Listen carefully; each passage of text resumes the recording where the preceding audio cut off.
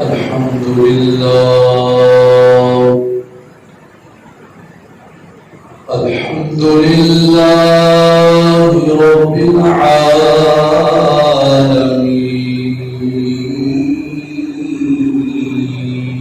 العالمين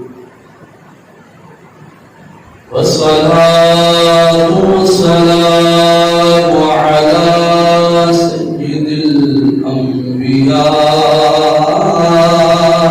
والمرسلين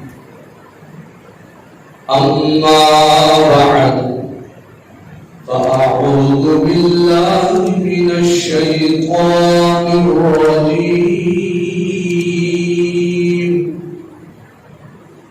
بسم الله الرحمن الرحيم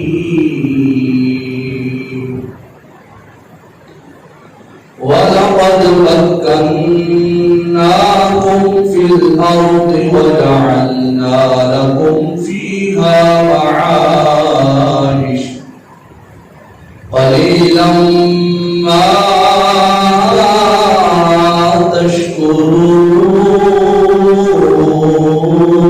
تشكرون آمنت بالله صدق الله العظيم رب اشرح لي صدري ويسر لي أمري واحلل عقدة من لساني يفقهوا قولي قال الله تبارك وتعالى في شان حبيبه إن الله وملائكته يصلون على النبي يا أيها الذين آمنوا صلوا عليه وسلموا تسليما الصلاة والسلام عليك يا رسول الله الصلاة والسلام عليك يا حبيب الله الصلاة والسلام عليك يا سيدي يا خاتم النبيين وعلى آلك وأصحابك يا سيدي يا سيدي يا سيدي يا سيدي يا مكي يا مدني يا هاشمي يا قرشي يا عربي يا مطلبي يا رسول الله يا نبي الله يا نور الله يا خليل الله يا محمد رسول الله صلى الله تعالى عليه وآله وسلم بلغ العلا بكماله كشف الدجى بجماله حسنت جميع خصاله صلوا عليه وآله مولاي صل وسلم دائما أبدا على حبيبك خير الخلق كلهم يا رب بالمصطفى بلغ مقاصدنا واغفر لنا ما مضى يا واسع الكرم يا صاحب الجمال ويا سيد البشر من وجهك المنير لقد نكر القمر لا يمكن ثناؤك ما كان حقه بعد الخدا بزرگ توئی قصہ مختصر سب سے اولا ہمارا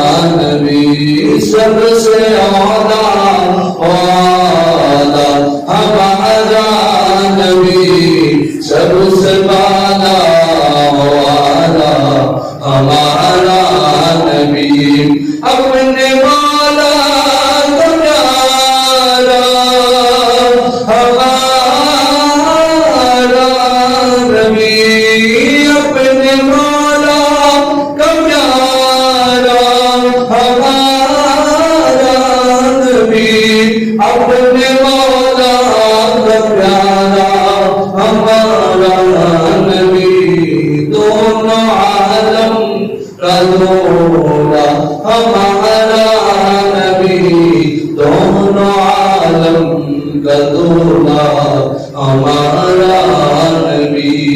کون دیتا ہے دینے کو منہ چاہیے، کون دیتا ہے دینے کو منہ چاہیے، کون دیتا ہے دینے کو منہ چاہیے، دینے والا ہے سچا ہمارا نبی، دینے والا ہے سچا ہمارا نبی۔ ملک کونین میں انبیاء تاجدار، ملک کونین میں انبیاء تاجدار، ملک کونین میں انبیاء تاجدار، تاجداروں کا آقا ہمارا نبی، تاجداروں کا آقا ہمارا نبی۔ غمزدوں کو مجتبی جینے، غمزدوں کو مجتبی جینے، غمزدوں کو مجتبی جینے، بے قصوں کا سہارا ہمارا نبی، بے قصوں کا سہارا ہمارا نبی، سب سے اولا والا ہمارا نبی، سب سے بالا والا ہمارا نبی۔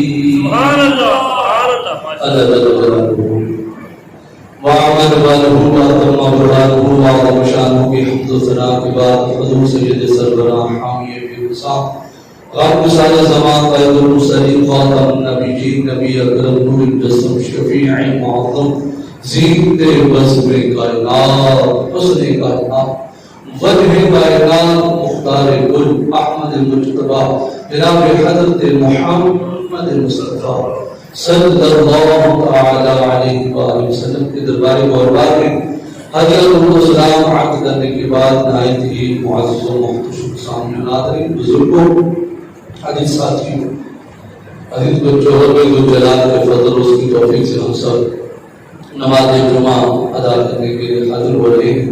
دعا ہے خالق کائنات ہمارا آج کا نماز جمعہ پڑھنا اپنی پاک اور بلند بارگاہ میں قبول و منظور فرمائے۔ جیسا کہ یہ مہینہ محرم شریف کا ہے لیکن اس کے ساتھ ساتھ 14 اگست آنے والی ہے، یعنی یہ پاک وطن، یہ پاک سرزمین، اللہ کریم نے ہمیں یہ عظیم تحفہ، یہ عظیم نعمت سے اللہ کریم نے ہمیں نوازا ہے۔ تو ایک مسلمان ہونے کے ناطے بزرگ ہیں، نوجوان ہیں، بچے ہیں، خواتین ہیں، تو ہمیں اس دن ڈانس نہیں کرنا چاہیے، چہروں کو بگاڑنا نہیں چاہیے، چہروں کو جھنڈے نہیں لانے چاہیے، اس دن گاڑیوں کے سلنسر نہیں اتارنے چاہیے، سیدھی باتیں میں کر رہا ہوں۔ اس دن اللہ کو ناراض کرنے والے کام نہیں کرنے چاہیے، اس دن کو نغمے گانے یہ چیزیں نہیں ہونی چاہیے۔ یہ اللہ کی نعمت ہے، جب اللہ کی کوئی نعمت ملے پھر ہم اس رب کی بارگاہ میں جھک کر اس کا شکریہ ادا کریں۔ سبحان اللہ، سبحان اللہ۔ یہ چہرہ بگاڑنا جائز نہیں، منع ہے، یہ شریعت کا مسئلہ ہے۔ فرمایا کہ جب اللہ کریم تم پر اپنا احسان فرمائے، دیکھیے یار ایک بندہ کرائے گا ہوتا ہے، اسے پتہ نہیں کب مالک مکان کہتے ہیں، کب مکان خالی کا، تو ہمارے ساتھ مطلب فرماتے بیٹا گھر مل جانا بھی اللہ کی بہت بڑی نعمت ہے۔ سبحان اللہ۔ ڈھائی بندے کا ہی ہو، وہ کہے گا بھائی میں مالک ہوں، میرا اپنا گھر ہے۔ فرمایا کہ وہ شکر ادا کرے کہ اللہ کریم نے مجھے رہنے کے لیے اپنا گھر عطا کیا ہے۔ تو یہ پورا پاک وطن، یہ پاک سرزمین، یہ پاک دھرتی، یہ تو اللہ کریم کا بہت بڑا احسان ہے۔ ایسے ہی نہیں، خالق کائنات نے ارشاد فرمایا وَلَقَدْ مَكَّنَّاكُمْ فِي الْأَرْضِ، یہ اللہ کا پیغام ہے۔ فرمایا کہ ہم نے تمہیں زمین پر رہنے کے لیے گھر دیا، کس نے کر دیا؟ اللہ رب العزت نے۔ اللہ اللہ نے فرمایا کہ ہم نے تمہاری زندگی گزارنے کے لیے، رہنے کے لیے تمہیں زمین میں یہ جگہ عطا فرما دی، اور صرف تمہیں گھر ہی نہیں دیا، فرمایا کہ وَجَعَلْنَا لَكُمْ فِيهَا مَعَايِشَ، پھر ہم نے تمہیں صرف زمین پر ٹکڑا ہی نہیں دیا، صرف گھر ہی نہیں دیا کہ تم سر چھپا کر بیٹھ کر تمہیں چھت میسر آ گئی، فرمایا نہیں، پھر ہم نے تمہیں تنہا نہیں چھوڑا، وَجَعَلْنَا لَكُمْ فِيهَا مَعَايِشَ، پھر ہم نے تمہارے لیے اسباب بھی پیدا کر دیے روٹی کی فرمائی، سبحان اللہ، پھر ہم نے اسباب پیدا کر دیے ہیں، رزق ہر بندے کو ملنا ہے جو اس کے نصیبوں میں لکھا ہے، وہ رب وہ ہے جو پتھروں کے اندر بھی کیڑوں کو روٹی دیتا ہے، بے شک بے شک بے شک، تو واللہ خیر الرازقین، یہ رزق کا وعدہ اللہ نے فرمایا، بے شک، تو انسان دیکھیے کہ رزق کی خاطر اپنے ملک سے دوسرے ملک چلا جاتا ہے، یعنی اتنی رزق نہیں کہ تک جائیں، رزق حلال کے لیے بندہ جائے، سیروں کے بعد اللہ کی زمین کو دیکھے، چل پھر کر سیر کرے، اللہ کی نعمتوں کو، اللہ کی قدرتوں کو دیکھیں کہ اللہ کی نے کتنی نعمتوں سے نوازا ہے۔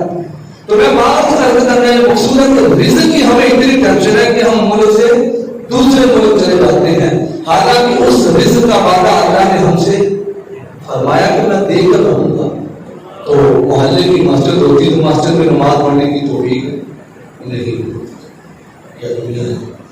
لیکن خالق کائنات نے ارشاد فرمایا کہ پھر ہم نے تمہارے لیے ثواب بھی پیدا کر دیا، کوئی دکان چلا رہا ہے، کوئی دہاڑی کر رہا ہے، جتنے بھی اللہ کریم نے جو بھی اس کے لیے ثواب بنتے تھے، جو اس نے کرنا تھا، اللہ نے اس کے لیے وہ ثواب مہیا کر دیے۔ قلیلا ما تشکرون، اللہ رب العزت نے ارشاد فرمایا پھر میں نے تمہیں اتنا کچھ دیا، تمہیں گھر دے دیا، پھر تمہیں زندگی گزارنے کے اسباب بھی پیدا فرما دیے، فرمایا قلیلا ما تشکرون، پھر بھی بہت تھوڑے بندے ہیں جو میرا شکریہ ادا کرتے۔ یہ اللہ رب العزت ساری بات واضح فرما دی، فرمایا تمہیں اتنا کچھ دے دیا، گھر مل گیا، تمہارے بچے بھی پیٹ بھر کر روٹی کھا رہے ہیں، تم بھی اللہ کی نعمتیں کھا رہے ہو، تو پھر تو تمہاری ڈیوٹی ڈبل بنتی تھی کہ دن رات میرا شکر ادا کر، کہ یا اللہ تیرا شکر ہے تو نے ہمیں گھر دیا، یا اللہ تیرا شکر ہے میں نے پیٹ بھر کر کھانا کھایا، یا اللہ تیرا شکر ہے مجھے پانی ملا صاف ملے، پانی کے لیے پینے کے لیے، مالک میں نے تیری اتنی نعمتیں کھائی ہیں، وَإِنْ تَعُدُّوا نِعْمَتَ اللَّهِ لَا تُحْصُوهَا، اللہ نے فرمایا کہ تم تھرمامیٹر لے کر بیٹھ جاؤ گھر میں اور میری نعمتوں کو گننا شروع کر دو، تم شمار نہیں کر سکتے، نہیں کر سکتے، فرمایا میں نے اتنی نعمتیں تمہیں عطا فرمائی ہیں کہ تم شمار ہی نہیں کر سکتے، یعنی خالق کائنات نے فرمایا میرے بندوں نے تمہیں اتنا کچھ دیا ہے تو پھر تم میرا شکریہ بھی ادا کرو۔ تو ہمارا پیارا دین جو ہے یہ کامل ضابطۂ حیات ہے، یہ پوری زندگی کا نصاب ہے۔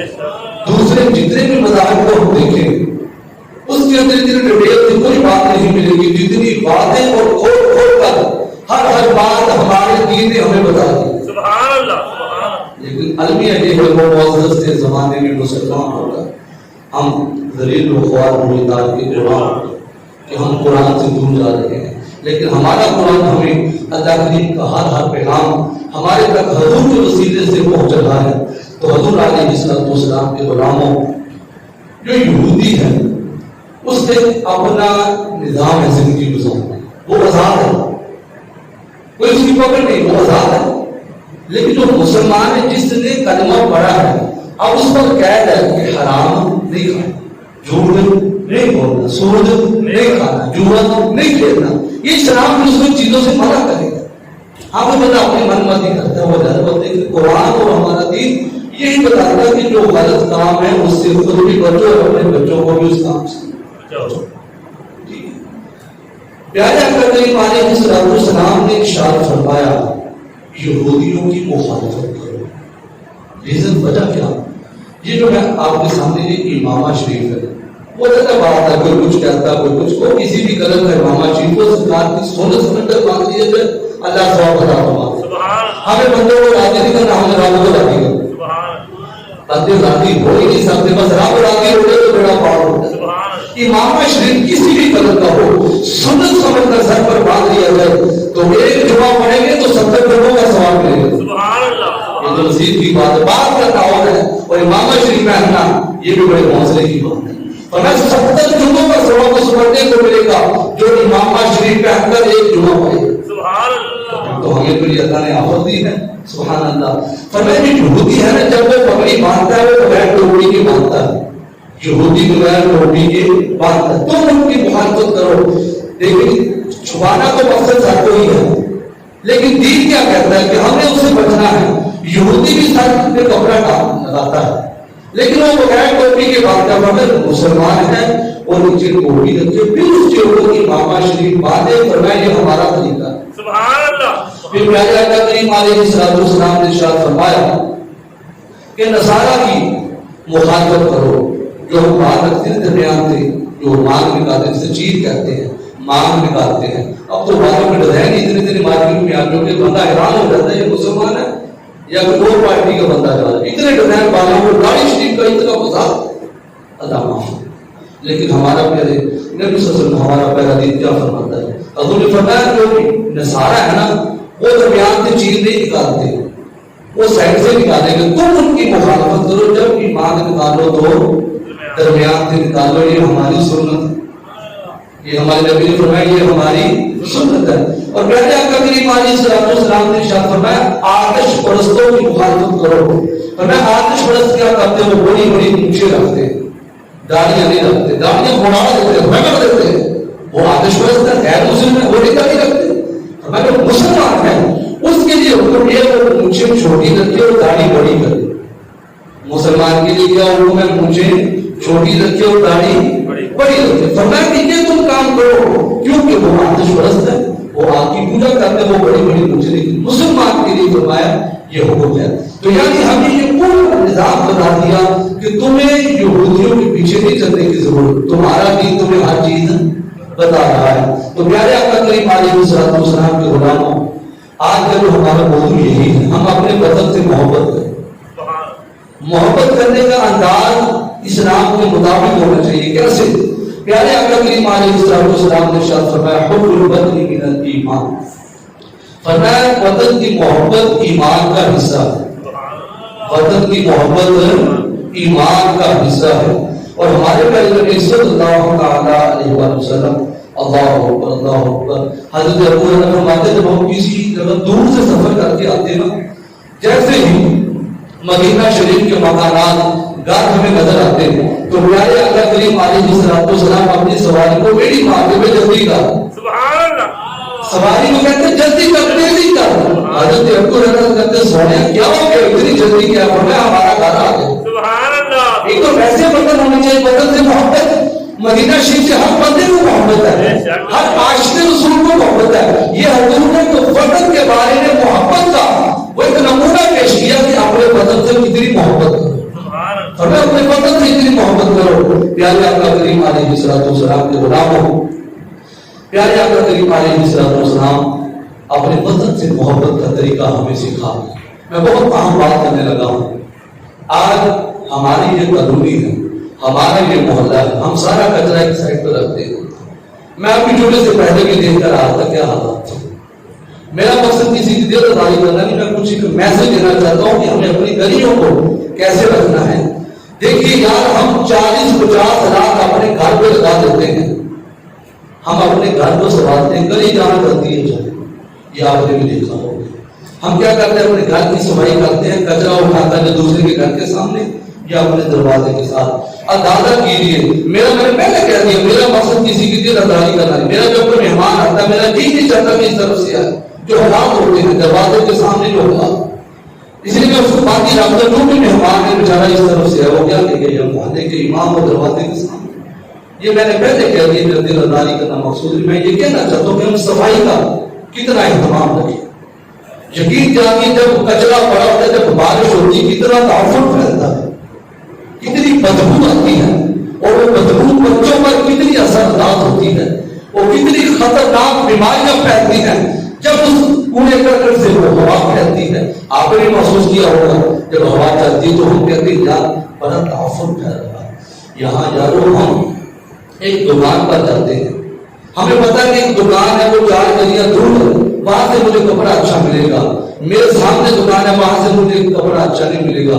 تو ہم کیا کرتے ہیں 4 گلیاں آگے چلے جاتے ہیں یار مجھے وہاں سے کپڑا اور چیز مجھے معیار کی ملے گی. یا جب ہم پورا کرکٹ گھر سے لے ہی آئے ہیں تو ہم اس کے اندر ڈالیں، دینے کی اس کی کوئی ادھر پڑا ہے کوئی ادھر پڑا ہے، کیونکہ اس سے تعفر کرتا ہے، بیماریاں پھیلتی ہیں۔ لیکن حضور کے غلام بہت بڑے کی بات بتانے لگا ہوں جو پورے کا شاپر اٹھا کر اس کے اندر ڈال دے گا اور صفائی کا محنت کا حصہ بنے گا۔ وہ یہ نہیں فلانا نہیں ہے، امپیر نہیں ہے، ایم ایل اے نہیں ہے، کونسلر نہیں ہے، نہیں۔ جب ہمارا یہ وطن ہے، جتنا ہمیں اپنے گھر سے پیار ہے اتنا ہی ہمیں اپنی گلی سے بھی پیار ہونا چاہیے۔ یہ بات میں سیدھی سی بتا رہا ہوں، اپنے وطن سے کس قدر پیار کریں۔ آئیے حضور کا فرمان سنیے، امام راضی تفسیر کبیر کے اندر فرماتے ہیں ایک بندہ تھا، قیامت کا دن محبوب فرماتے ہیں اس بندے کو قیامت کے دن کھڑا کیا جائے گا۔ اللہ فرمائے گا اے میرے بندے جا میں نے تجھے بخش دیا۔ سبحان اللہ۔ اب سنیے گا جو راستے سے اڑا اٹھائے گا، راستے سے کانٹا اٹھائے گا، راستے سے کیلے کا اوپر والا حصہ پڑا ہے اس کو اٹھا دے گا، کوئی نقصان دہ چیز کوئی بدبودار چیز اٹھا دے گا، کچھ نہیں جائے گا۔ اللہ کی طرح راضی ہوگا، فرمائے گا اللہ میرے بندے جا میں نے تجھے بخش دیا۔ آپ کو پتا ہے، ہمیں پتا ہے کہ نماز فرض ہم پھر بھی نہیں پڑھتے، کم سے کم سمپل سے سمپل پتہ بھی ہونا، اس میں پتہ کچھ بھی بتا نماز نہ پڑھنا گناہ ہے یا ثواب ہے۔ جاہل سے جاہل بندہ بھی وہ یہی کہے گا بھائی نماز نہ پڑھنا گناہ ہے، جو نماز نہیں پڑھتا اس کا ٹھکانہ جہنم میں ہوگا۔ ایسے ہی اس بندے کا معاملہ تھا، کہا مالک میں تو بڑا گناہ گار ہوں، بڑا خطا کار ہوں، مولا تم نے مجھے کیوں بخش دیا؟ ہمیں پتا ہے ہم کتنے پانی میں کتنا قرآن پڑھتے ہیں، ہمیں کتنی جمعے کی رکعتوں کو پتا ہے، اتنا ہمیں وضو غسل کا پتا، ہر بندے کو پتا پڑے، پتا ہوتا ہے میرے اندر کیا ہے۔ حضور کے غلاموں اللہ فرمائے گا جہاں بندہ میں نے تجھے بخش دیا، وہ بندہ کہے گا مالک کوئی وجہ تو ہوگا میری بخشش کیوں ہوگی، کون سی نے مجھے تو وہ نیکی گناہی نظر نہیں آتی، مولا مجھے کیوں بخش دیا؟ آپ سنیے گا دل تھام، ہمارے اندر تو احساس ہی نہیں ہے نا، دوسرے کے اندر کو ہم سمجھتے نہیں، کوئی جس کا نقصان ہوتا ہو جائے ہمارے اندر سے جو حصہ وہ ختم ہوتی جائے، لیکن حضور کیا فرماتے ہیں اس بندے کے اندر احساس دیکھیے، وہ بندہ رات کے وقت آیا، اب وہ سیلفی کی وہاں بات ہی نہیں تھی، رات کو کون سیلفی لیتا، کون اخبار والا اس کی خبر کو ہائی لائٹ کرتا بھائی اس بندے نے رات گلی کی صفائی کا، بھائی رات اس نے ہمارے محلے کے گلے سے وہ گٹروں کا مسئلہ تھا حل کر دیا، کوئی تصویر لینے والا نہیں تھا، کوئی ویڈیو بنانے والا نہیں تھا، وہ بندہ رات کو جب گلی کے اندر نکلا لوگ سو رہے تھے، کوئی سیلفی والا نہیں تھا، کوئی دیکھنے والا نہیں تھا، لیکن ایک رات ایسی لا تأخذہ سنۃ ولا نوم، جسے نہ اونگ آتی ہے نہ نیند آتی ہے،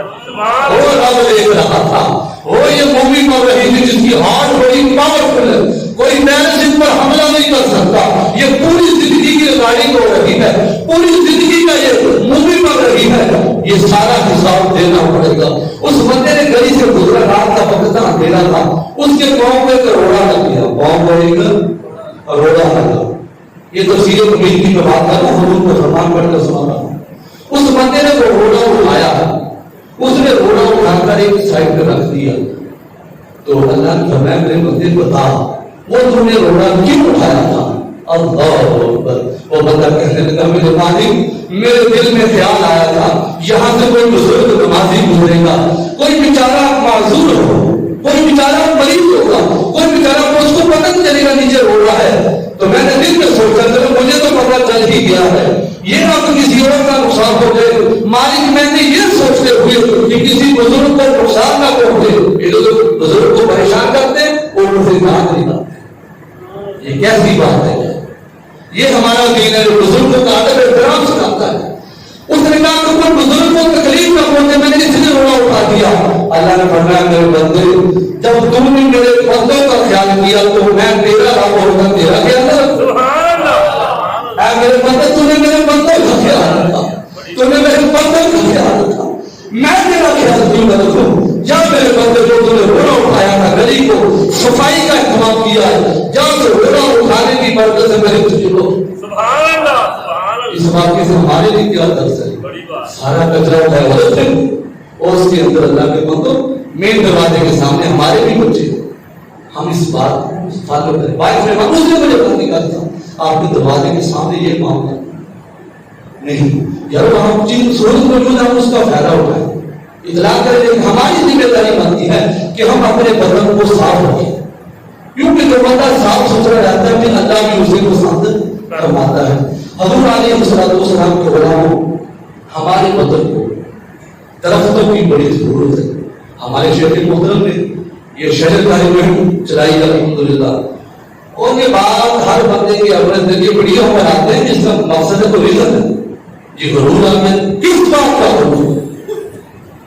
ہر چیز کے دو پہلو ہوتے ہیں. پتہ نہیں کیا ہو گیا, ہر چیز کے دو رخ ہوتے ہیں. نیگیٹو بھی ہوتی ہے, پازیٹو بھی ہوتی ہے. ہماری یہ ویڈیو میں لوگ دیکھتے ہیں, باہر دیکھتے ہیں, چلو کسی نہ کسی تک ہمارے جو پیغام پہنچتا ہے. ایک بندے نے ویڈیو سے نیچے کمنٹ کیا, بھائی صاحب شجر کاری مہم کے بارے میں کوئی بات بتائیں. اب میں اسے جانتا ہی مجھ سے کمنٹ کیا تو میں نے کہا ٹھیک ہے بھائی کوئی موقع ملا انشاءاللہ شجر کاری مہم کے بارے میں بات ہوگی. یہ تو ہمارے مقصد ہے. کوئی بھی آئے دین کی بات سیکھ لے. سوشل میڈیا کا زمانہ ہے, ہر بندہ اس کے ساتھ جڑا ہوا ہے. تو ہمارا مقصد یہی, ایک بزرگ آئے کہنے کہ قاضی صاحب آپ نے عورت کے لیے پردہ کرنا کیوں ضروری ہے, اس ٹاپک پر آپ نے پوری گفتگو کی تھی, مجھے یہ گفتگو چاہیے. میں نے کہا یہ بھی اجازت کر دو. کہتا ٹھیک ہے مجھے وہ چاہیے, وہ ٹاپک میں بتا دیجیے. دیکھیے اس بزرگ کی نیت دیکھیے, مجھے یہ پورا مواد چاہیے جو اپنے پردے کے متعلق سنایا, میں اپنے گھر میں سناؤں گا. ہمیں خوشی ہوئی کہ اللہ تیرا شکر ہے, کوئی تو سمجھا. اس سوچ کی بات ہوتی ہے. لیکن پیارے آقا کریم علیہ السلام کے غلاموں, بخاری شریف کی حدیث مبارکہ ہے, میرے نبی ارشاد فرماتے ہیں درخت لگاؤ. سبحان اللہ سبحان اللہ. ہم نے اپنے گراؤنڈ میں بھی دیکھا ہے, میں باہر دیکھتا ہوں, یہ منظر گلی میں بھی دیکھتا ہوں. ظاہری بات ہے کسی کے ساتھ ادھر بیٹھتے ہیں, بات چیت اپنے دل کے دل میں ساری باتیں سنا دیتے ہیں. میں وہ منظر دیکھتا ہوں, درخت سوکھ رہے ہیں, خشک ہو رہے, اور لڑکے اس کو سے چھوڑ رہے, کوئی درخت کو کھا رہے جانور, تو ہم احتیاط نہیں کرتے. ہمارے میرے مجھے بنا رکھا ہے نا, پودا لگانا ہے اور درخت بنانا. صرف پودا لگا دینا کمال نہیں ہے, پودا لگا کے پھر اس کو پانی بھی ڈالنا ہے, پھر اس کی حفاظت بھی کرنی ہے. پتہ کتنا ثواب ملے گا. میرے نبی کے لیے بخاری شریف کے اندر فرمان موجود ہے. میرے نبی ارشاد فرماتے ہیں کسی بندے نے درخت لگا دیا, وہ درخت بڑا ہو گیا. اب اس درخت کے نیچے آ کر آپ نے کبھی دیکھا ہوگا لوگ دو تین کنڈے کھڑے ہیں, ان اپنی بکری یا گائے یا بھینس میں نے کچھ دیکھا ہے, اس کے نیچے آ کر بیچاری کھڑی ہو جاتی, چلو کچھ دیر کے لیے اسے سکون میسر آ جائے. میں کہتا ہوں کہ میرے نبی نے کتنی باتیں ہمیں ایڈوانس ہی بتا دی. میرے نبی فرماتے ہیں درخت تم نے لگا دیا, وہ درخت بڑا ہو گیا, کل دعوت بن گیا, سایہ دار بن گیا. اب اس درخت کے نیچے چاہے انسان بیٹھ گیا چاہے جانور آ کر بیٹھ گیا, فرمایا جس نے وہ درخت لگایا تھا چاہے وہ دنیا سے چلا گیا, فرمایا اس کے نامہ اعمال میں جب تک لوگ جو فائدہ اٹھاتے رہیں گے نیکیاں درج ہوتی ہے. سبحان اللہ. جس نے بھی پانی کا اہتمام کر دیا. مطلب 90% بیماریاں ہمارے ملک میں پھیل رہی ہیں صرف صاف پانی نہ ملنے کی وجہ سے. صاف پانی مل جائے جہاں ہم کچھ کرتے ہیں, میں نے پچھلے سال بھی بات کی تھی کہ کوئی اللہ کا بندہ صاف پانی کا اہتمام کر دے. ہر ایک بندے کے جیب میں گنجائش نہیں کہ بیچارہ وہ 60 روپے خرچے کا پھر ہی کہن دے گا. یہ بات بتانا چاہتا ہوں, اگر صاف پانی کا کوئی بندہ, یہ ضروری کہ اما جی کے کوئی کھانے میں نے اتنی دیگیں پکانی ہے, اتنا میں نے سیب بانٹنا ہے. حضرت سعد عرض کرتے ہیں آقا میں اپنی اماں کے لیے اظہار ثواب کرنا چاہتا ہوں. میرے نبی نے فرمایا پانی, سبحان اللہ. صاف پانی کی ویلیو ہوتی ہے. میرے نبی نے فرمایا پانی کا اہتمام کرو.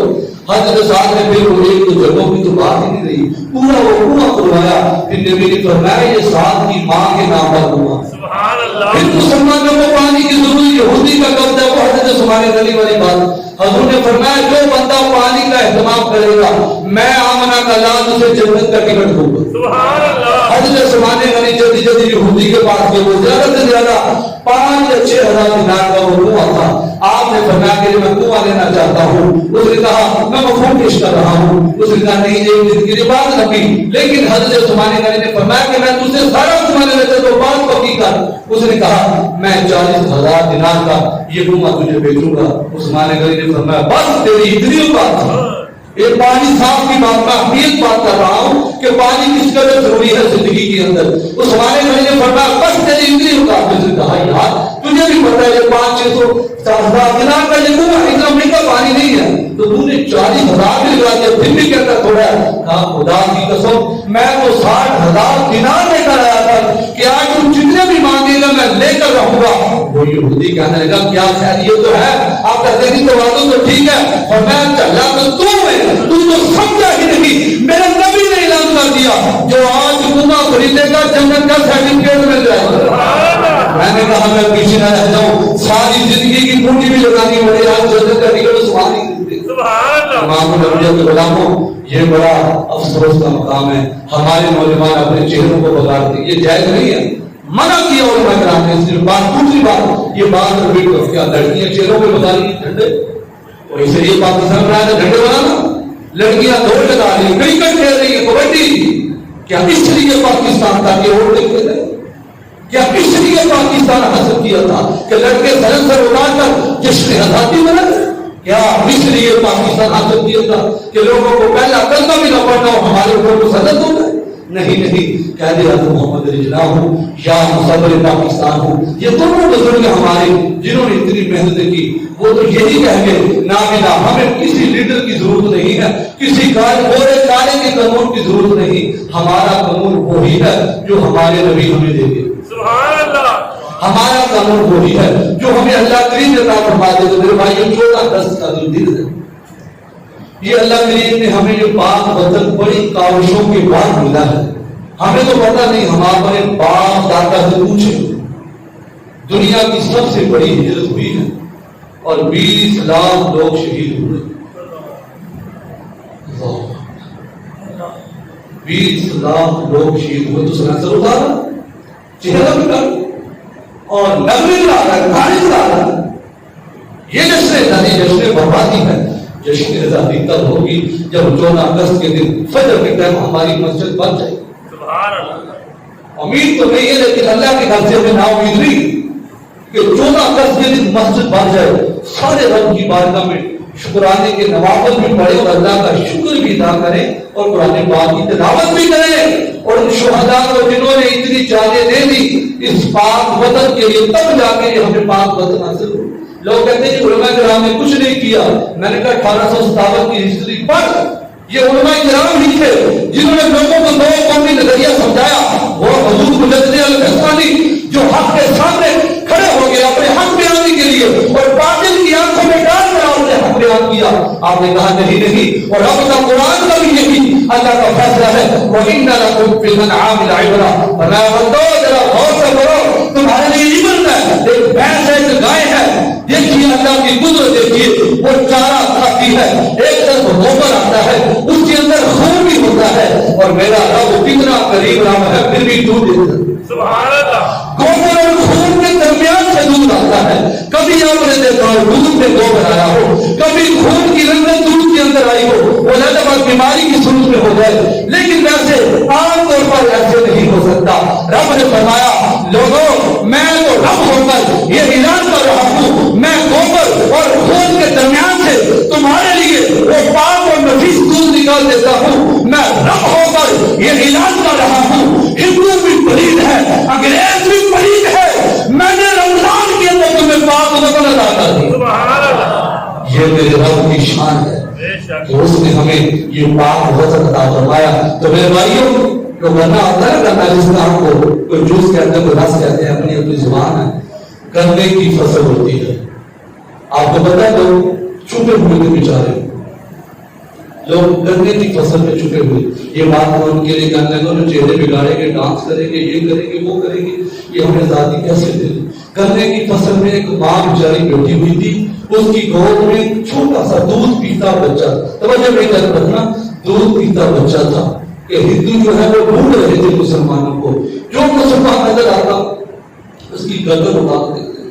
آپ توجہ بڑی دھیان رکھیے گا، اب ہندو پیچھا کرتے کرتے گنے کی فصل میں بھی پہنچ گئے، اب ان فصل کے اندر بڑے مسلمان چھپ کر بیٹھے ہوئے تھے۔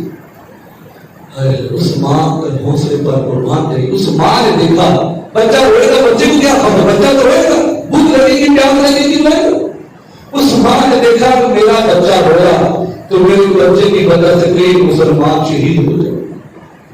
پتا ہے پھر کیا، یہ کوئی فیس بک کی خبر نہیں، کوئی واٹس ایپ ٹویٹر کی خبر نہیں، یہ پکی بات ہے، اخباروں کے اندر بھی یہ خبر ہے، سچی بات ہے، ہم تاریخ کا مطالعہ کریں۔ اس ماں کا حوصلے پر قربان رہی، اس ماں نے اتنی بڑی قربانی پیش کی، اپنے ہی ہاتھوں سے اپنے بچے کو درد ہوا۔ سمجھ نہیں پاتے، یہ کوئی سوکھا کام نہیں ہے، اپنے ہی ہاتھ سے اپنے بچے کو ذبح کر دیا۔ کس لیے کیا تھا؟ اس وطن کے لیے کہ میرا بچہ قربان ہو جائے، میرے بچے کی وجہ سے 50-60 مسلمان شہید ہو جائے، یہ بیان سے یہ اللہ کریم نے ہمیں پاک وطن دیا ہے. صرف نمازوں کا مقصد نہیں، قرآن کا مقصد نہیں، مقصد یہ تھا ہماری نمازوں سے انگریز پریشان نہیں. امریکہ کے اندر بھی لوگ نماز پڑھتے، آج بھی ہندوستان میں اذانیں ہوتی ہیں، ہندوستان کو الگ کام کرتے ہیں، نمازیں تو وہاں پہ بھی پڑھی جاتی ہیں. مطلب یہ تھا کہ ہم پاکستان اس لیے بنائیں گے یہاں پر کسی گھوڑے کالے کے قوانین نہیں چلیں گے، یہاں قانون چلے گا تو محمد عربی کا قانون چلے گا. اسی بات سے کافر آج تک پریشان ہے، مسلمانوں کو اکٹھا ہونے کا موقع نہیں دے. اللہ اکبر. تو میرے بھائیوں، بات کرنے کا مقصد یہ کہ ہم اپنے وطن سے پیار کریں، صفائی کا اہتمام کریں. اور ایک بچہ ہے بیچارہ، وہ چاہے کہ کوٹے پر کام کر رہا ہے، وہ پتہ نہیں چلا غربت کی وجہ سے پڑھ نہیں رہا، تجھے اللہ نے پیسے دیے ہیں تو اس بچے کے بعد تیرا بچہ اسکول کیوں نہیں جاتا، چل تیرے بچے کا خرچہ میں پورا کروں. یہ ہے وطن سے محبت. اپنی گلیوں کو صاف رکھیں. کوئی بھی بندہ باہر سے آئے گا وہ اس طرح کو جانے دے یا پیار دے دیں. جب ہم گلیوں میں باہر دیکھیں گے نہیں اچھے دن کے لوگ اپنی گلیوں کو بھی صاف رکھتے ہیں، گھروں کو بھی صاف رکھتے ہیں. آخری بات وہ پوری طریقے سے کہ ہم جو ہماری خواتین ہیں، ہماری مائیں بہنیں ہیں، وہ بھی اس وطن کا جو احترام کریں، خیال کریں کہ ہم اللہ کی نافرمانی والے کام نہ کریں. ہمارا ایک فوجی بارڈر پار کر گیا تو رات کا دوسرا پہر تھا، ایک بوڑھی خاتون آئی، اس نے کہا چنگے بندے ہو. اس نے کہا ماں کیا بات ہے، رات کا دوسرا پہر ہے اور تو کھڑکی سے آ کر مجھ سے بات کر، تو ہے کون؟ فوجی کہتے ہیں یہ فوجی کا بیان ہے. اس خاتون سے پوچھا تو کون ہے؟ اس خاتون نے کہا پہلے مجھے یہ بتاؤ کیا پاکستان اس لیے تمہیں دیا تھا کہ پاکستان میں جھوٹ کا کام کرے؟ کیا تمہیں پاکستان اس لیے دیا تھا کہ عورتیں نے بے پردہ گھومے پھرے؟ کیا اس لیے پاکستان کے خواتین کی گھوڑے لگائی گئی؟ نہ نہ نہ، یہ تم کیا کر رہے ہو؟ وہ فوجی کہتے ہیں میں پریشان ہے، خاتون کیا نہ کہہ کرتی ہے، ماں بتا. کہنے لگی بیٹا بات کچھ یوں ہے، جب ہجرت ہوئی تھی لوگ کچھ پاکستان میں پہنچ گئے، میں انڈیا کے اندر رہ گئی تو مجھے ہندو سے قربان کر لے گیا اور میں آج ادھر ہی ہندوستان میں زندگی گزار رہی ہوں، لیکن پھر بھی مجھے اپنے وطن پاکستان سے کتنا پیار ہے. میرا کوئی بھی بچہ بیمار ہوتا ہے، میرا کوئی بھی بچہ بیمار ہوتا ہے تو پتہ میں کیا کرتی ہوں؟ میں یہ کرتی ہوں کہ پاکستان کا میں نے ہی پاک جگہ کے رہنے والے لوگ، میں پاکستان کا نام لے کر اپنے بچے کی ان کو دم کر دیتی ہوں، میرا بچہ ٹھیک ہو جائے. سبحان اللہ.